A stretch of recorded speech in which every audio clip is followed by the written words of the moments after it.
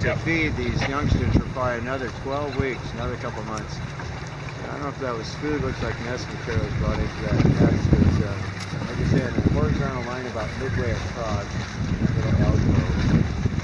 At the top of the guano, there's a second bird that just came in. There's one white bird up there. What is it? That's probably a sheathbill, yeah, right beside the shag. Yeah, sheathbills. They're the sanitation engineers, and they'll eat anything that's organic, but they do nick eggs and chicks sometimes too. Sheathbills, there's only 2 species in the world, if you haven't heard me say this, in the Cunidae family, and the other one's dark-faced, and it's in the Indian Ocean.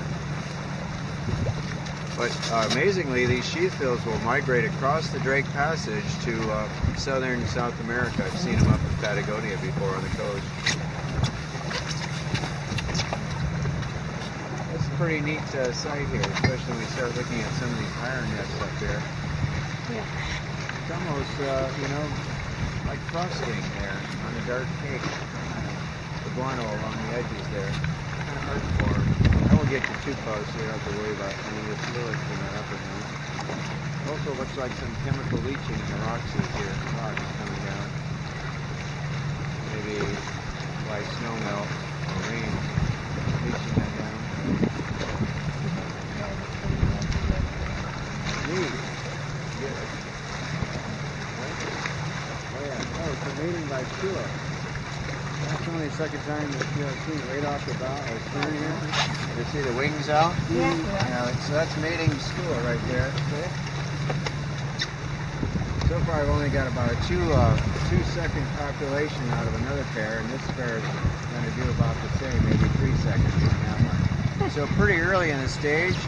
You might think it's bizarre, but as a scientist I look at this because when it gets up to 8 and 10 seconds we're quite close to a laying period. So they're definitely going at it there.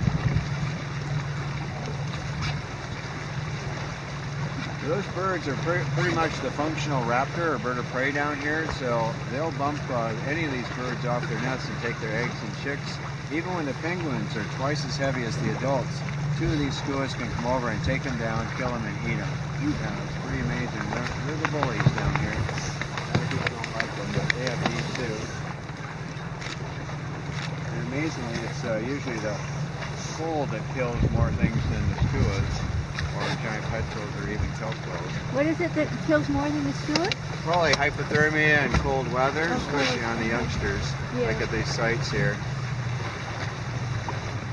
And I don't know if I've said this already, but I was talking to some of you yesterday, and it looks like with climate change it's warming up, so there's some more wet snow. There's a higher amount of snow, and it's wetter. And when these birds, particularly the penguins, are still a natal down, that's not a very good insulator when it's wet. So that's usually how they die, is hypothermia in huge numbers. So we'll see if that trend continues.